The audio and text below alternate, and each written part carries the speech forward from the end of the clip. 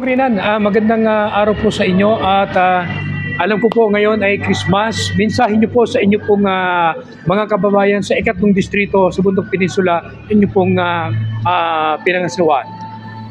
Magandang araw po sa inyo lahat sa Bundok Peninsula po, dito sa ating lalawigan ng Quezon. Tayo po ay papalapit ng Kapaskuhan at ramdam na po sa ating pong paligid na kabi-kabila po mga Christmas party. Ako po bilang inyong congressman ay bumabati sa inyo ng maligayang Pasko at masaganang bagong taon.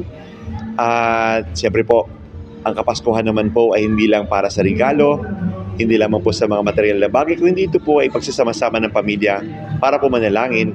At ang pagkakabuo po ng ating pamilya, malaking bagay na tayo po kahit sa loob ng isang taon ay nagkakasama para ipagdiwang ang kapanganakan ng ating pong buong may kapal. So muli po, magandang araw po sa Bundok Peninsula. Merry Christmas po at Happy New Year sa inyo lahat. Rinan, ano pong mga inaasahan natin dahil alam ko po malapit na yung simula ng pangangampanya. Ano po ang mga inaasahan natin mga kababayan kung sakaling kayo po muling palarin na siyempre manalo sa susunod na halalan, ano pong mga higit na inaasahan natin mga kababayan? Siyempre, papagtuloy-tuloy natin yung ating simulan sa unang termino natin, yung pagpaparami ng ating mga multipurpose buildings sa lahat ng barangay.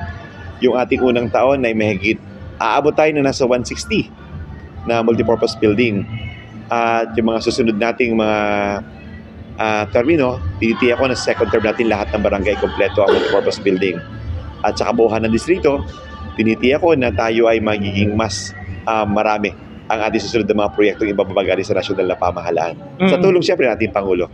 Handa na po ba kayo kung Rinan dahil ngayon ay bakbaka na yung issue sa politika? Maraming nananawagan, merong mga nagpahayag, lalo na hindi maiwasan ang inyong kalaban sa politika na maimbestigahan yung lahat ng mga siyempre yun ang nangyari nung previous na yung proyekto niyong pasalubong daw.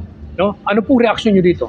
Well, nasa sa kanya naman yun dahil unang-una, ito'y proyekto ng DPWH. Tayo naman ay kinatawan ng ikatlong distrito, oversight function ng ating trabaho. At itong proyektong ito ay para sa taong bayan. Welcome naman ng DPWH at titingnan niya. At sinasabi niyang overpriced, di ba? Ipalabas niya sa DPWH ang program of work. At yung lahat ng materyales na ginamit, hingin niya. At siya mismo ang magpatunay kung ito'y overpriced o hindi. Makakasagot ng DPWH hindi ako. Dahil unang-una, ito'y proyekto ng DPWH. Okay, maraming salamat po, Kong. Maraming salamat, boss. At Merry Christmas sa inyo lahat.